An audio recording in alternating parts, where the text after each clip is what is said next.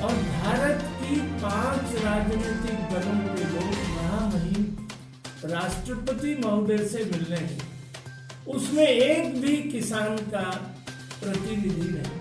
अब उनमें एक भी किसान का प्रतिनिधि राष्ट्रपति महोदय से मिलने गए, कोई कहता है कि ये जो आतंकवादी जेल में बंद है उनको रिहा करो।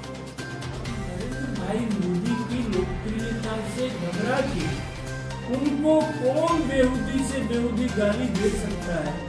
एक कॉमन एजेंडा भाई राहुल गांधी है, उसको ना तो गुवाहाटी के मौसम की जानकारी, उनको भाई को ये पूछना पड़ता है कि गन्ने को भेली कहाँ लगती। नगर परिषद चुनाव को लेकर रामविलास शर्मा रेवाड़ी पहुंचे, जहां भाजपा कार्यालय में उन्होंने पत्रकार वार्ता के दौरान पत्रकार द्वारा पूछे गए सवालों के जवाब में आंदोलनकारी किसानों के बारे में कहा कि हम भी किसान परिवार से हैं और मैंने भी हल चलाया है।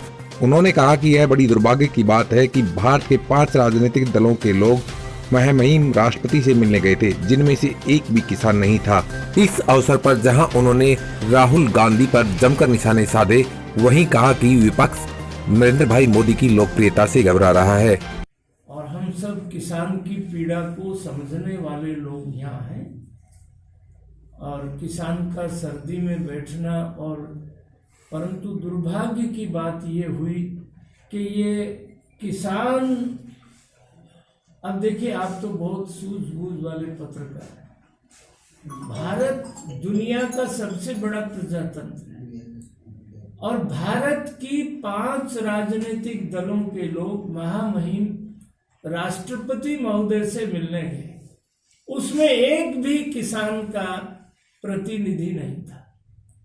अब हमारा भाई राहुल गांधी है, उसको ना तो गुवाहाटी के मौसम की जानकारी है, ना उसको चित्तौड़ के मौसम की जानकारी है, ना केसर की क्यारी श्रीनगर की जानकारी है।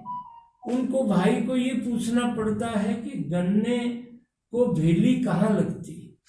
मैं ये जो बात कह रहा हूँ, अब उनमें एक भी किसान का प्रतिनिधि राष्ट्रपति महोदय से मिलने गए, कोई कहता है कि ये जो आतंकवादी जेल में बंद है उनको रिहा करो। मैं दुर्भाग्य से कहना पड़ता हूं कि विपक्षी दलों ने एक बात समझ लिया है कि तुम्हारा काम नरेंद्र भाई मोदी की लोकप्रियता से घबरा के उनको कौन बेहूदी से बेहूदी गाली दे सकता है। एक कॉमन एजेंडा। अरे इस देश में 1971 में श्रीमती इंदिरा गांधी जी प्रधानमंत्री थी, श्रीमान अटल बिहारी वाजपेयी से मिलने गई। मैं बांग्लादेश जा रहा हूं, कल पूरे देश ने विजय दिवस मनाया और वाजपेयी ने कहा दुर्गा भवानी बनकर के लड़ो, पूरा हिंदुस्तान तुम्हारे साथ है। और 28 सितंबर 2016 को भारत की बहादुर फौजें पाकिस्तान के अंदर गई 10 किलोमीटर, 110 आतंकवादियों को मार के 5 बजे हिंदुस्तान में वापस आ गई। देश का प्रधानमंत्री सारी रात एक एक चिंता करता रहा कि मेरा कोई सैनिक वहां रह तो नहीं गया, किसी को कोई चोट तो नहीं आई। और एक कांग्रेस का नेता कहता है कि भाई सर्जिकल स्ट्राइक का प्रमाण क्या है? कल ये मांगेंगे कि हमारे पास कितने बम हैं। क्या ये भारत की सुरक्षा के मामले सार्वजनिक करना देश के हित में है?